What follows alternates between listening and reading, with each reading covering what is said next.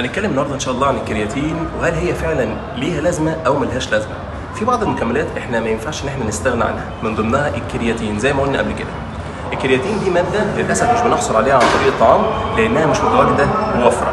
لو جينا اكلنا الطعام عامه اللي هو زي اللحوم او الكلام ده كله، بناخد جرام واحد فقط منه، والجسم بينتج عن طريق الكبد جرام تاني. علشان كده احنا بناخد من الكرياتين الخارجي بناخد تقريبا حوالي 3 جرام 4 جرام 5 جرام، كل واحد على حسب كيلواته. فبالتالي لازم نحصل عليه او يجب ان نحصل عليه عن طريق مصدر خارجي.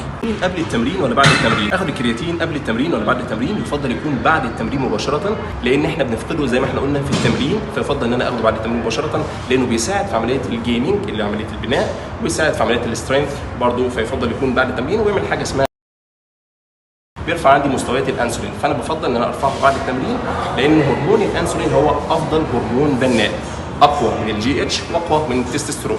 الكرياتين المتواجد في السوق هل كله شبه بعضه ولا هل شركه بتختلف عن شركه؟ تقريبا كل الشركات المتواجده في السوق شبه بعضها. حتى المواد المتواجده المونوهيدرات او الاتش سي ال او المايكرونايزد، كل المواد متقاربه على حسب الشركات، ولكنها هي فقط مجرد براندز تختلف شركه اسم شركه عن شركه زي الشركات المتواجده في السوق. فتقريبا كلهم شبه بعض. السن المحدد ليه بيكون تقريبا 16 سنه، اقل شيء 16 سنه.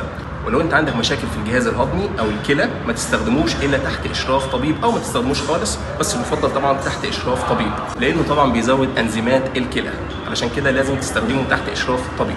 طيب هل انا بستخدمه لفترات طويله ولا بستخدمه فتره واريح فتره؟ يفضل ان احنا بنستخدمه فتره ونريح فتره، علشان نريح زي ما قلنا الجهاز الهضمي والكليتين. نستخدمه تقريبا لمده اسبوعين او 3 ونريح لمده اسبوع. هل في حاجه اسمها فتره تحميل؟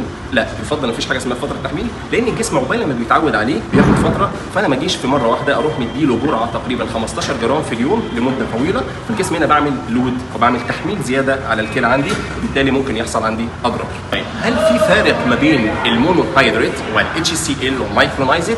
تقريبا ما فيش فرق، لان تقريبا الثلاث مواد زي بعض، ولكن الاتش سي ال بتبقى اسهل في الهضم شويه، او اسهل في الامتصاص شويه على الجهاز الهضمي، او اسهل على الجهاز الهضمي ان هي بيكون ايسر عليه، ما بتعملش اضطرابات في الجهاز الهضمي او الكلام ده كله. ولكن اغلب الابحاث العلميه اقيمت او اتعملت على المونوهيدرات، فبالتالي هو بيكون امن حاجه، ولكن الاتش سي ال ايضا جيد، ولكن الاختلاف مش كبير. طيب اخر حاجه هنقولها، يبقى احنا لازم نستخدم كرياتين ولا لا؟ يفضل ان احنا نستخدمه، لان اللعبه بتاعتنا دي لازم لها الماده دي. تحياتي. ايه تاني ممكن نقوله؟ اقفل يا باشا.